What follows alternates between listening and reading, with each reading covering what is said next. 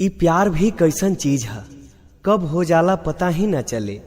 प्यार के एक झलक पावेला प्रेमी अपना जान पर आ जाला। तू मानो या ना मानो मगर हकीकत है, तू मानो या ना मानो मगर हकीकत है। इश्क हर इंसान की जरूरत है। जरा मेरे महफिल में बैठकर तो देखो, जिंदगी कितनी खूबसूरत है।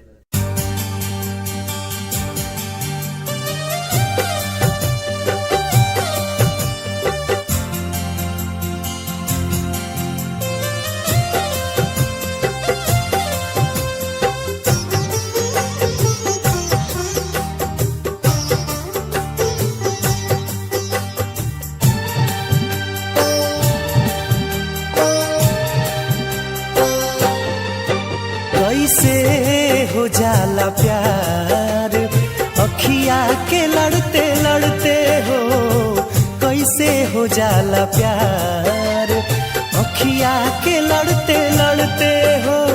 दिल होला बेकरार अखिया के लड़ते लड़ते हो, कैसे हो जाला प्यार अखिया के लड़ते लड़ते हो।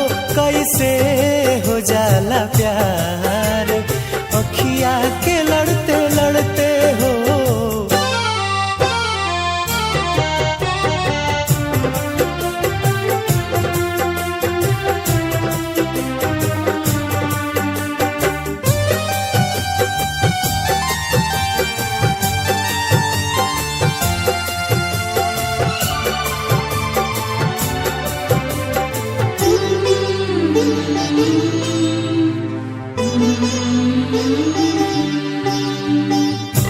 मिट जाला लोग काहे केहू के के मुस्कान पे, मिट जाला लोग काहे केहू के मुस्कान पे। देखे खातिया जाला केहू के केहू अपना जान पे।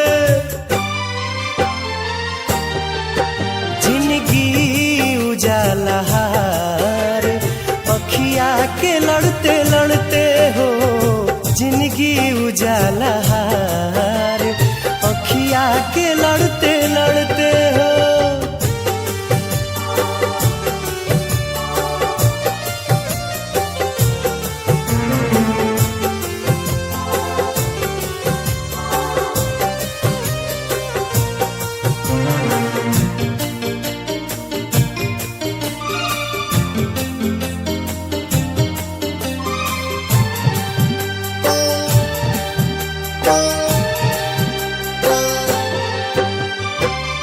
केहू अनजान होके बनी जाला कैसे अब जान रे। केहू अनजान होके बनी जाला कैसे अब जान रे।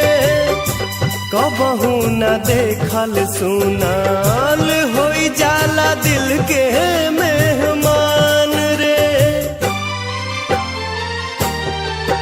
रहे हरदम इंतजार अखिया के लड़ते लड़ते हो, कैसे हो जाला प्यार अखिया के लड़ते लड़ते हो।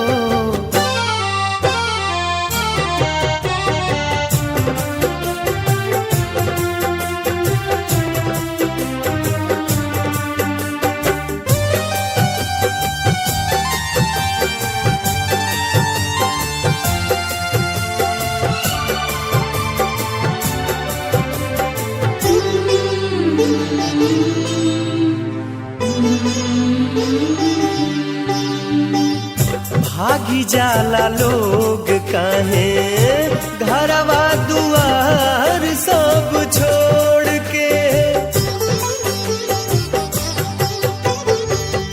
भागी जाला लोग काहे घरवा दुआर सब छोड़ के।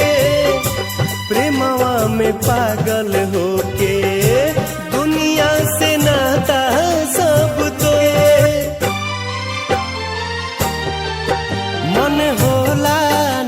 संहार।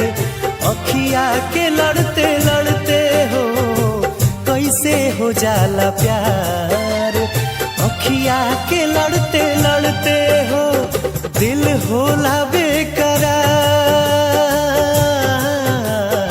अखिया के लड़ते लड़ते हो कैसे हो जाला प्यार। अखिया के लड़ते लड़ते हो कैसे हो जाला प्यार। अखिया के लड़ते लड़ते हो कैसे हो जाला प्यार। अखिया के लड़ते लड़ते हो, अखिया के लड़ते लड़ते हो, अखिया के लड़ते लड़ते हो, अखिया के